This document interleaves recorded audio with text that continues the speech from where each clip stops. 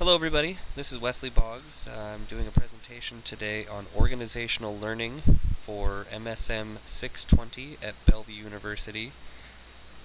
Today we're going to discuss the past, present, and future of learning at my employer, the Nebraska Air National Guard. And before I jump in, let me apologize if some of my words sound a little muted or stubby at the end.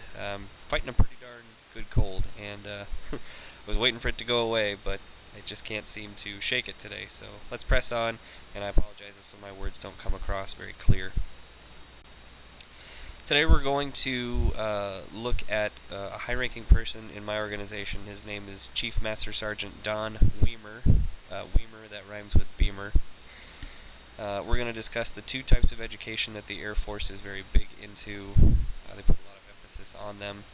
We're going to go through the question and answer session, the questions that I asked Don and his replies, and then we're going to sum it all up. I'll give you a little background on Don Weimer. Chief Master Sergeant Don Weimer joined the Nebraska Air National Guard in 1980, so he's been in the Guard for 33 years, but he hasn't been a full-time employee, not since 1986. So he's coming up on his 30 years full-time, and they usually don't let you stick around out there longer than 30 years. His current job title is the Chief of Logistics Readiness Squadron, which he ascended to in 2006. And before that, he'd spent his entire career working as a petroleum, oil, and lubricant specialist. We just call them POL. Essentially, they test jet fuel and the oils and lubricants for quality, and then they administer them to our airplanes. Don has attended many schools for his professional military education, which is one of the two different types of education that the Air Force puts emphasis on. We're going to talk about that in the next slide. Some of his PME that he's attended is Airman Leadership School, which is an entry-level manager type school. The Non-Commissioned Officers Academy, or NCO Academy, which is a mid-level manager in-residence school that focuses a lot more on leadership. And he's also attended the Senior NCO Academy, which is, following the pattern, a higher-level manager-style class. In addition to his PME, Don also has an associate's degree in business management from Southeast Community College. The two types of education that the Air Force is big on, the two types that they really focus on, are professional military education, which we're just going to call PME, and the traditional off-duty education. PME has always been a big deal to the Air Force. These are formal schools as well as correspondence development courses that teach technical skills. They enhance your management and prepare the enlisted force to become effective leaders. The correspondence development courses, the CDCs, they give you right away. As soon as you get done with your initial tech school, where they teach you how to do your job, they send you essentially a homeschooling volume of books. These are 3 to 4 volumes of books, several hundred pages, and it's all technical information about the job that you do. And you test on them, and when you pass the test, you upgrade in skill level just like you do any vocation. You move from apprentice to craftsman to journeyman and so forth.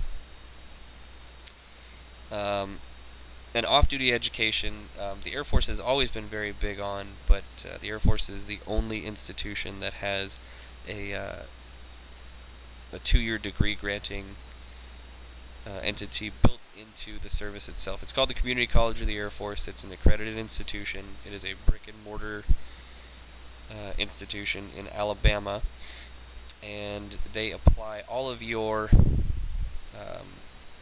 vocational learning that you get for on-the-job training as well as your off-duty education. They apply that towards an associate's degree in your relevant field. For example, I work in logistics, and because of my off-duty education combined with my on-job learning, I was granted an associate's degree in logistics, and I was also granted an associate's degree in human resources from my time as a recruiter. The Air Force is very big on off-duty education. I have not been to a single Air Force base yet that doesn't have at least one building dedicated to getting your off-duty education. And a lot of bases have entire buildings full of classrooms, and teachers from local colleges come in and they teach after hours. Even when I was in Iraq, there was at least one trailer set up where we could take college-level examination program tests, or CLEP tests, which are one-time tests instead of taking the class. And if you score high enough, they'll give you college credit without having to pay for the entire class. I took many of those, and I passed all but one. So yes, the Air Force, in short, is very serious about education, both your military education and your off-duty education.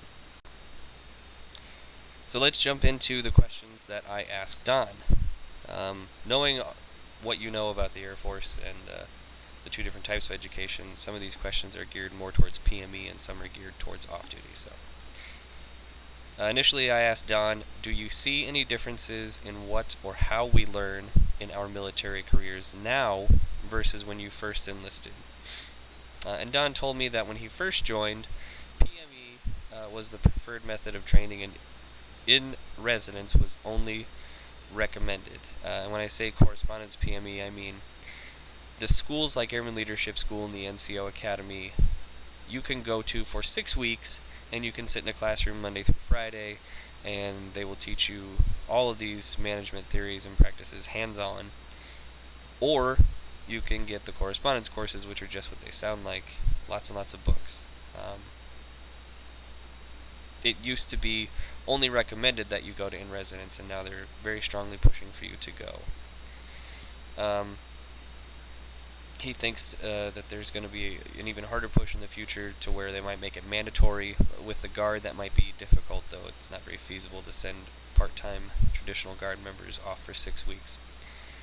He also says that there's a lot stronger emphasis on pursuing your off-duty education than when he first enlisted. Next, I asked, what sort of changes do you see for the future of learning in the Air Force? And like we discussed earlier, Don indicated a lot more emphasis on furthering education, and he did confirm that by 2015 it will be a requirement for anybody who wants to advance to the rank of Senior Master Sergeant or Chief Master Sergeant, which is what he is. It will be a requirement to at least have that CCAF associate's degree in a relevant field. Don, as far as changes that he sees in the future, also he thinks there's going to be a lot more active learning with a greater emphasis on in-residence schooling, which we talked about earlier, how it might become mandatory rather than simply preferred. The next question I asked Don is, what would he like to see different with regard to what is taught or how? At this point, Don seemed to want to discuss more about schools preparing people for the working world, not necessarily what the Air Force wants people to do. And I thought this was relevant, and he made a good point. He said that he would like to see schools return to putting more emphasis back on vocations instead of only training high school students to prepare for a 4-year college. He thinks the trend of preparing them for that, rather than allowing them to explore their vocational interests, doesn't address a significant segment of students whose aptitude may be better applied to technical career fields. And I agree with that. I don't think that there are a lot of schools that offer shop or automotive. I didn't even know it was a common thing, 20 years ago, for schools to offer an auto body shop. And now they just don't have that, but schools cut funding all the time for the arts. Why wouldn't they cut it for a lot of their vocations when they have to train people to pass tests to get into college? So, I think that's a relevant point Don makes. Next, I said, what are the organization's goals for PME? Would 100% in residence attendance be desirable, or is this not feasible in the Guard? And we touched on that a little bit, so I won't go too far into depth with this.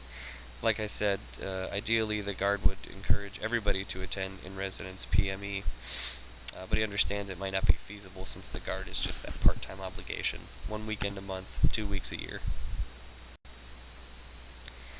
Next, I asked Don if the correspondent development courses, the CDCs, should be more or less in-depth, or the same. What does he think about upgrade training, and how would he improve any of these programs?